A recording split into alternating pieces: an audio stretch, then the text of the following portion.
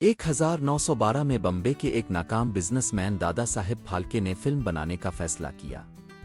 वो फिल्म साजी की तरबियत हासिल करने लंदन गए और वहां से जरूरी सामान भी खरीदा।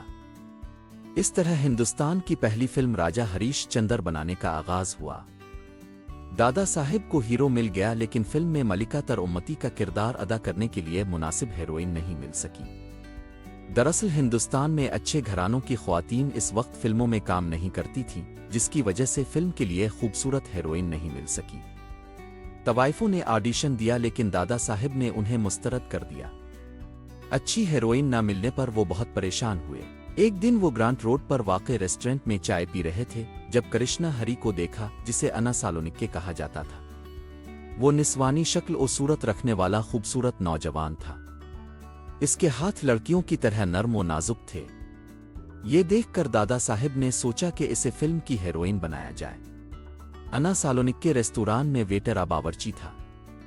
इसे 10 रुपए माहाना तनख्वाह मिलती थी। दादा साहेब ने इसे 15 रुपए तनख्वाह की पेशकश की तो अन्ना ने फिल्म में काम करने पर रजामंदी जाहिर की। इस तरह दादा साहेब की परेशानी खत्म हो गई। इन दिनों निस्वानी खुसूसियात के हामिल लड़के अक्सर स्टेज ड्रामों में हीरोइन बन जाते थे और ये कोई नई बात नहीं थी। लेकिन अन्ना सालोनिके समेत ख्वातीन के किरदार अदा करने वाले मर्द अदाकार अपनी मूंछें मुंडवाने को तैयार नहीं थे, क्योंकि ये किसी के वालिद की मौत के बाद अदा की जाने वाली हिंदू रस्मों में से एक है।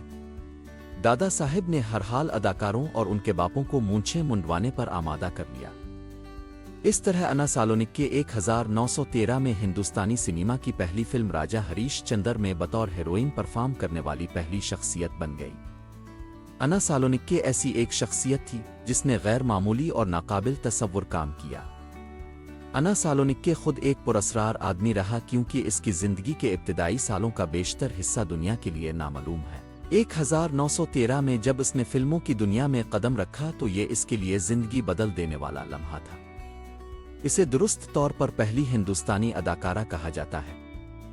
इसी साल सालोनिके ने बतौर अदाकार अपनी सलाहियत को एक नई बुलंदी तक पहुंचाया जब उसने दादा साहेब की नई फिल्म लंका धन में राम और सीता दोनों का किरदार अदा किया।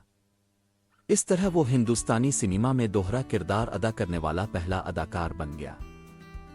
2 और फिल्में थीं जिनमें अन्ना ने एक औरत का किरदार अदा किया। जल्द ही वो मर्द बन गया, इसलिए 1926 में अपने अदाकारी के कैरियर को छोड़ दिया और एक सिनेमाटोग्राफर बनने पर तवज्जो मरकूज की। ये जाहिर है कि अपनी मुअस्सर अदाकारी, जिस्मानी हरकत और उम्दा इजहार के जरिए सालोनिके ने कारकर्दगी का एक ऐसा अंदाज बनाया जो काबिल शनाख्त था। सिनेमाटोग्राफर के तौर पर उसकी आखिरी फिल्म 1931 में रिलीज हुई। 1931 से आवाज नई टेक्नोलॉजीज के साथ साथ फिल्म साजी के नए अंदाज और सनती माहौल की आमद से हिंदुस्तानी सिनेमा में नए दौर का आगाज हुआ। अन्ना सालोनिके इस नए दौर में खुद को नहीं ढाल सका और मंजर से गायब हो गया। कोई नहीं जानता कि इस पर क्या बीती। हो सकता है कि वो इसी तरह मर गया जिस तरह दादा साहेब खुद बेकिसी के आलम में मर गए थे। लेकिन सालोनिके ने अपनी ऑन स्क्रीन और ऑफ स्क्रीन अदाकारी के जरिए खामोश फिल्मों की तैयारी में जो ताउन किया, इसने हिंदुस्तानी सिनेमा में इम्कानात का एक नया मंजर पेश किया और जिसका अब इब्तिदाई हिंदुस्तानी सिनेमा के तौर पर मुताला किया जाता है।